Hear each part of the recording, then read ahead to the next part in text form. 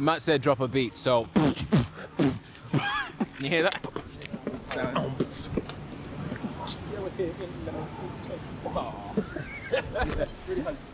Chanda bought us in his cart. Hi, my name is Chanda.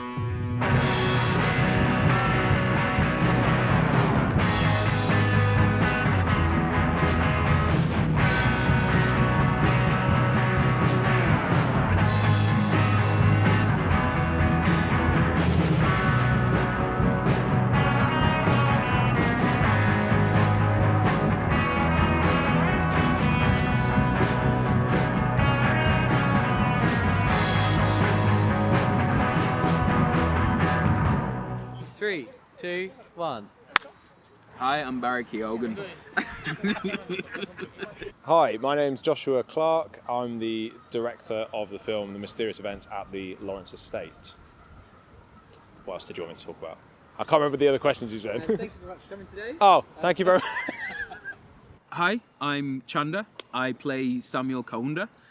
It's my first acting role. It's my first step into this industry. I'm not from this world, and I've been welcomed open arms into it, and I've really enjoyed the whole process of it. I've learned so much, and I can't wait to get my teeth sunk into more stuff. We filmed this back in... Do we even say when we filmed this back in? Yeah. We filmed it back in 2021. 2021. Some people are very lazy with their editing. That's a joke. It's taken a while. But no, we filmed it and we got to see it before, and we're really proud of this film. And yeah, I guess we're going to talk about it. So we're in Leamington Spa because we were going to film in Rugby, but apparently Rugby's not good enough. So we've come here, which is a much nicer location. And it's not raining, which is nice. And also, we've been here before because we used to work relatively close to here. Yeah. Because that's how we met at work. Yeah. But I know we'll touch on that later, We'll so get into that. we're getting ahead of ourselves. How did you meet? So, do you want to start with your story? Because yours makes more film sense. So I started working, are we allowed to say the company name? I started working for a company. Doing like internal films. So I just finished uni, doing my film production degree, and I was making like in-house videos for whatever they needed, stuff to go on their social media, that kind of stuff, interviews with people that work there. And then when that contract came to an end, I applied for a job in a department where Chanda was working. Yeah, so outside of this is all new to me. I'm literally fresh into the industry. I've never worked on a film before. And my actual day job is I'm a planning engineer, and I got to meet Josh. And the background for me is I really enjoyed, drama and film and all of that stuff at school. But I have a background which there's more pressure to be academic, probably say that way. So didn't really get to explore that. And then we were talking about stuff. He was like, "Oh, can you act? Can you just the thing?" And then there was a little pilot that we did way back when in Milton Keynes, and we spent a day shooting it. And Josh was like, "Oh, you can act for real. Do you want to send an audition tape?" And did so, and I found myself in the film. And that's how we met. Yeah, that's how we met. I remember the first time actually. It was before we'd actually properly met. Oh. You just came up to me and you were just like, "Oh, you went to Stafford." Yes. Because that's the uni I went to. And I was just like, "How do you know that?" And I was wearing a hoodie that said Stafford. Massive on it. When it came to actually writing Lawrence Estate, so we knew we wanted to do a project. And so we had to look at it from the perspective of, right, it can't be too expensive. And so that's where the idea of doing something in one location came up, because inevitably it's going to be cheaper. You're not having to, get crew, cast, everyone from one location to another. And so we then started thinking, what kind of narrative fits that style of filmmaking? And we kind of went for murder mystery. We thought, right, let's make like a really good murder mystery. And then throughout that process, the whole process of writing it took a week. And we basically, me and two other guys, so Michael Butterworth and Lee Kelly Burkett, the three of us, we spent the week off work hashing out a story. And then once we'd kind of got the overall timeline of what we wanted to happen, like the key points, we then fleshed it out with dialogue and obviously characters. You're building our characters from that. So it was a really productive week, and it's definitely like, for future projects, I think it's definitely the way to go. If you kind of have writer's block and you're going, I want to do a new project, I personally feel like it's the best thing to just get other people in the same room, take some time off if you can, maybe a weekend or something, and just hash out ideas, because the productivity is just off the charts. So yeah, that's how we wrote it. And then from there, we then thought, right, what locations do we have available? What cast members do we have available? What crew members do we have available? And essentially, because it was an independent film, we just reached out to everybody that we knew that we thought might want to get involved. And thankfully, loads of people did. And it was good from that perspective. For me, getting to the headspace of Samia Kaunda was a really interesting one. I didn't delve into too much about the period of time that he existed in, for a reason that's more revealed within the film. However, into getting the headspace of the actual character, I wanted to be as almost grounded a character as possible within the film, because of the role that he plays. He's almost one of the more central characters who's away from the whirlwind of all the craziness of all the characters that are around him, and you almost follow some of the direction that he does. And so for me, it was like, okay, how can I be as stable, or how can I provide this sort of stability to the characters that are around me? And I drew a lot of inspiration from actually working in the office as a planner. A lot of people look towards you for, oh, what's the plan? What's going on? What's happening? And so I drew a lot of it from that, and from other things I'd done in the past, really. And yeah, it was really fun. I felt, because my character was probably one of the most grounded, I didn't have to stretch my acting muscles too much. Not that there's many, but it was less so than perhaps the people around me, and I got to really spend many scenes just being impressed about some of the talent that was across from me. And there's so much of that in the film, and I'm so glad, from the moments that we had when Josh would say action to when we're sat down in the cinema when we watched it for the first time, it all flowed through, and it was, yeah, really, really enjoyable. The film itself, The Mysterious Events of the Lawrence Estate, it's a murder mystery. So it's one of them ones that I can't really speak too much about it, and it's probably best if you just watch it, going in completely fresh. But it's an ensemble cast. Someone gets murdered. And yeah, we spend the film trying to work out, and hopefully the audience can, I'm hoping that they'll spend the film thinking, oh, I wonder who did it. That'd be nice. Yeah. Yeah. And so yeah, it's a well put together, multi-layered story. Like you said, ensemble cast. Everyone starts to form their own theories about who's done it, and yeah, you as an audience try to work out exactly what exactly happened, how it all came together, who's behind it, and then there's plenty more hidden gems and features throughout the film. So yeah, I think when I watched it, I thoroughly enjoyed it. I spent the first bit, because it was my first one, I'm just being like, oh my goodness, look, I'm on screen, that's crazy. And then things start happening. I was like, do you know what? I completely forgot about all of this, and yeah, I really enjoyed it. And once it was done, I was hoping for more, really. Yeah. But yeah. And yeah, I think I remember when we were actually on set, there was a few cast members who didn't know the full story, so it was quite nice at points. I remember speaking to Josh West about it. I was like, so who do you think did it? And he was like, it was good, because he came up with his own theory about who he thought had done it and why they'd done it and whatnot, and it was really interesting to hear, because it was good, there is some air of mystery about it. Yeah. So the way the film is shot is, well, many scenes are done almost in a one take, which means a lot of times we're using sort of visual trickery to continue scenes where we actually do take a pause and a break between each set. I was heavily inspired by the film Rope. It's a Hitchcock film. It's definitely worth a watch if you haven't seen it. And I just feel like it definitely gave off the kind of aesthetic that I wanted for the Lawrence Estate film. And so because of that then inspired us to do it in the kind of one take kind of way, which in some instances does, you kind of, when you hear someone's done that kind of thing, you think, oh, it's a bit gimmicky. It definitely is kind of purposely for this film specifically. I wouldn't just do it for any project. I probably wouldn't do it for another project, because it's a tough, when you're doing long takes and they go wrong, it is a nightmare. So it's not the most productive way of going about filmmaking.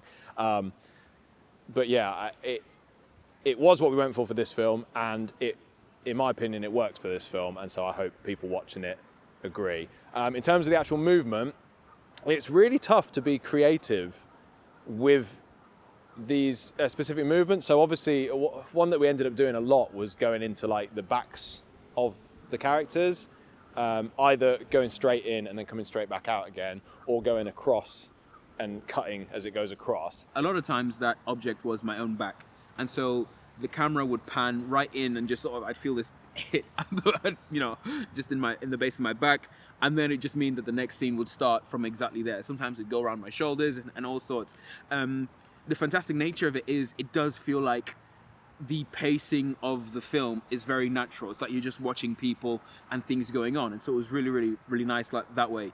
The drawback a lot of the times with this artistic choice was that when you did have a perhaps long sequence, anything going wrong within that long sequence meant starting it from the start. And there was one particular take I remember where it was a very, very, very long take, and it culminated in this very nice wide shot of the whole cast at a table. And right before Josh would say cut, I accidentally looked right down the barrel of the lens and had to be like, oh, sorry, I might have done that. And so I had to reset everything and everyone. It was one of the longest shots, and I think there was a scene, I'm not sure if it was that particular one, that we had to reshoot. I think it was 17 times after a few hours of doing the same scenes. Yeah, if you didn't know your lines at the start, trust me, you knew them at the end. I had a real issue in post with some of the cuts for sure. I think the best ones to cut are easily the whip pans. So if you have the camera and just do that and then start the next scene doing that, you cut in between and it's completely not noticeable. And I think they're the favourite ones to edit because it just was easy to do. I was like, oh great, that one's sorted, move on to the next one. And so yeah, because of the way we shot it, the film was shot chronologically. So yeah, people on set could see how the story kind of developed. And I think from an acting perspective, all the actors managed to kind of build into their characters to like the crescendo of the end of the film. And so yeah, it was a good way of doing it. It's not the most conventional way of shooting a film, but is the way we went about it, and it worked for this project specifically.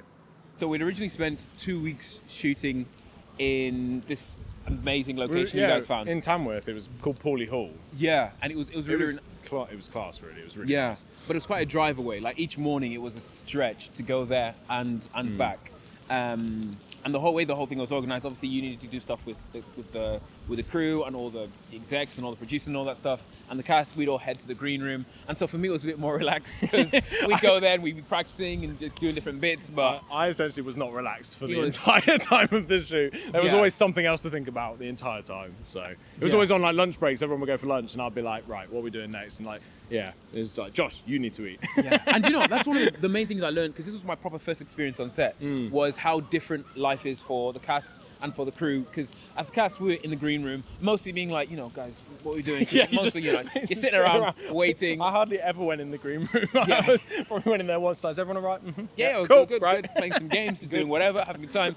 And then I just hear just things of like, things going on set, planning things, and some things would go wrong. And they took care of us completely. When things went wrong, I wouldn't know about it going wrong until it was already fixed. And so it was really, really good time on set. But yeah, we did our best. My timekeeping for those 2 weeks was not fantastic. But it didn't matter because we got it all done. We got it all done. It all done.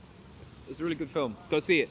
With the project being an independent production, we had a huge array of people that had different backgrounds with the film industry. And so Chanda being someone who was coming into it pretty cold. He'd not done anything else really. And so it was really exciting from my perspective to see him experience the process of filmmaking and very quickly realize that it's a lot of waiting around and waiting for and it is a process of things going wrong. We try and work out how to fix it. It's problem solving. And that's one thing I've always stuck by, is that if you are good at problem solving, you're probably going to be good at filmmaking, because it is just a case of something's gone wrong. Right, what can we do to fix it?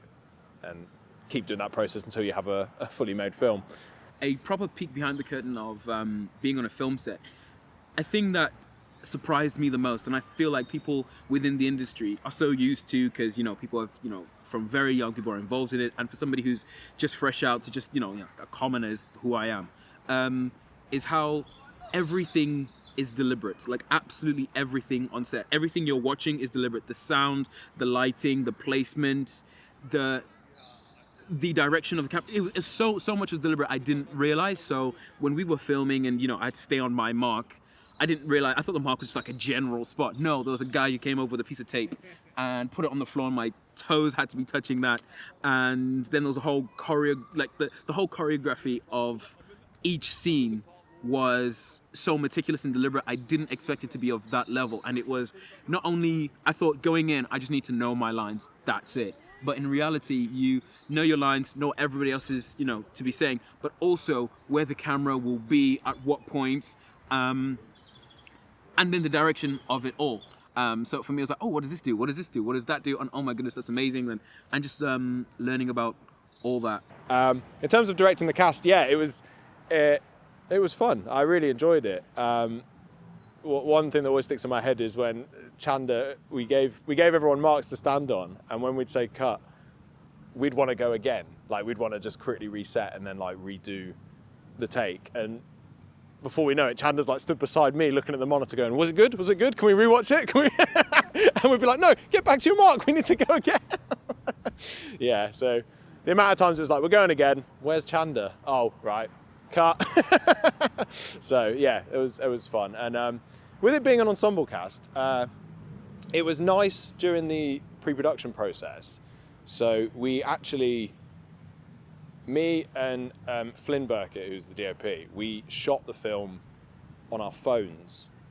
So there is a version of the film already, because I wanted to basically go through it. I can't draw, so I can't do storyboarding. And so my way of doing the kind of pre-production process is thinking about what shots I want, shooting it, and then that meant that when we were on set, I could, Sarah, who was our Steadicam operator, I could basically show her on my phone the shot we'd already got and say, this is what I'm going for.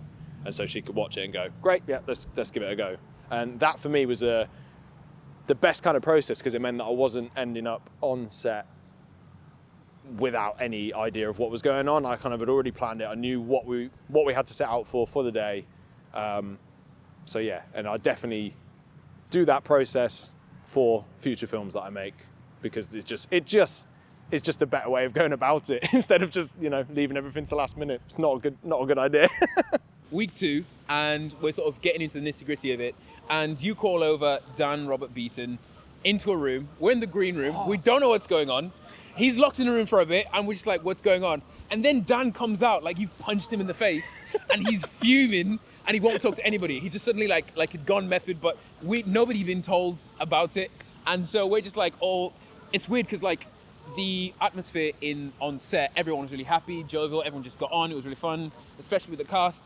And then Dan comes out, and he's just fuming, won't talk to anyone, won't do anything, and you won't tell us what's going on.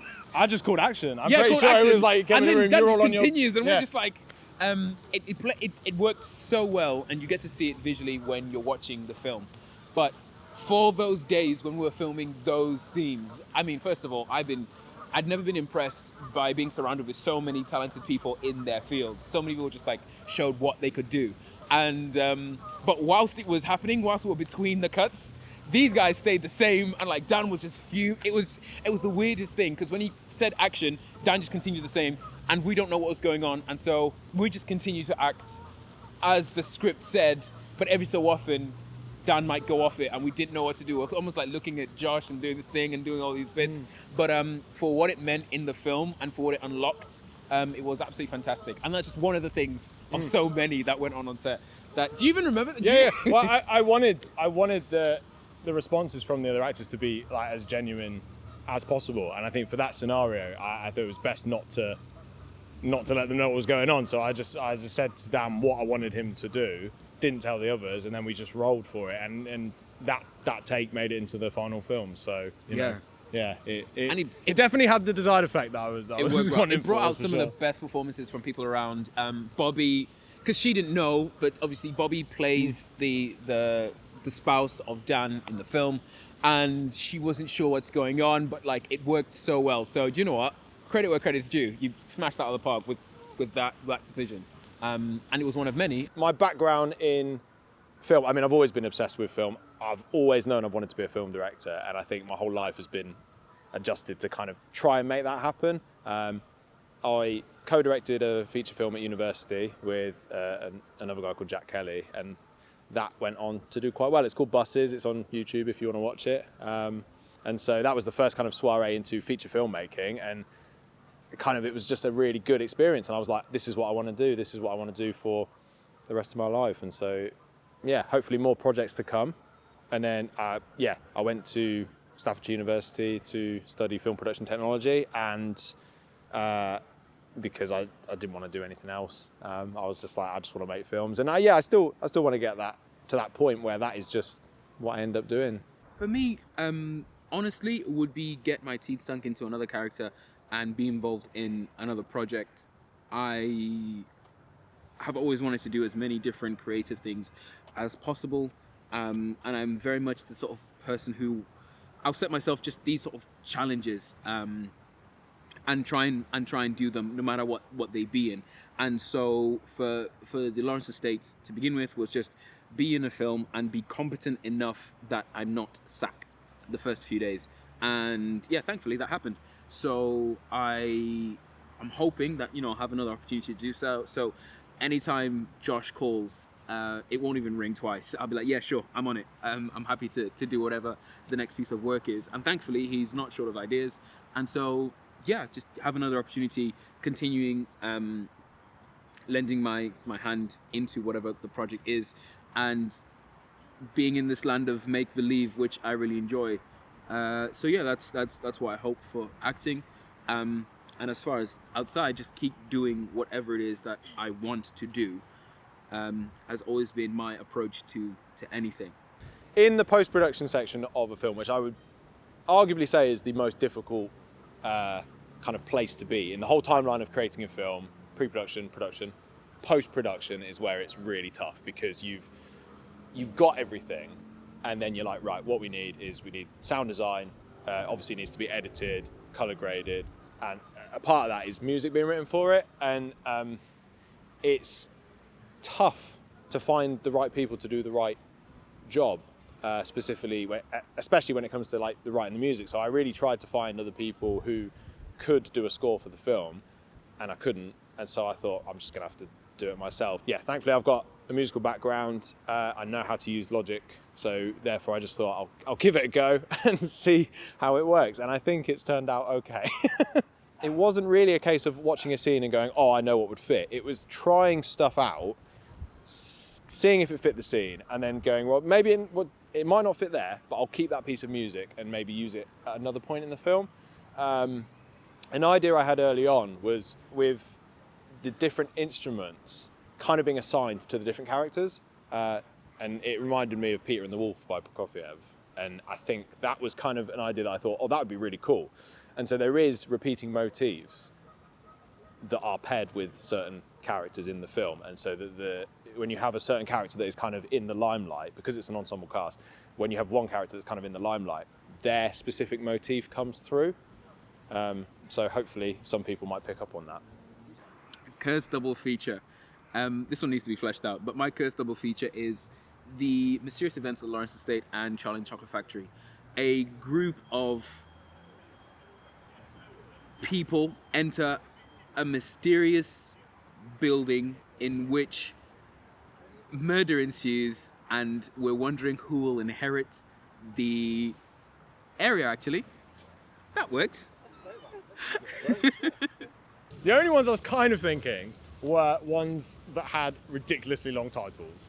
So we got obviously our film's The Mysterious Events at the Lawrence Estate, which we affectionately started calling Tometal because it was just a lot easier. And I can't remember the titles of the other ones. Like Dr. Strangelove or How I Learned to Stop Worrying and Love the Bomb, I think is what it's called. Is that sign out or sign in? Oh, that was the sign in. Okay, The signing out. We are now Oh, leaving. we're signing out. Oh, okay, Leamington okay, Spa. Okay. That was Josh Clarke and Chanda. That was Chanda.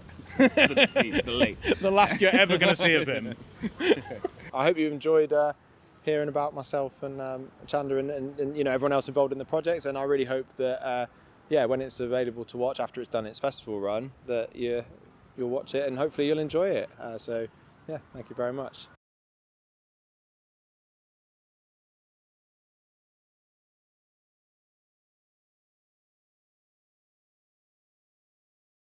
Before we go, would you mind giving us a Borat impression? This my wife. She's 16.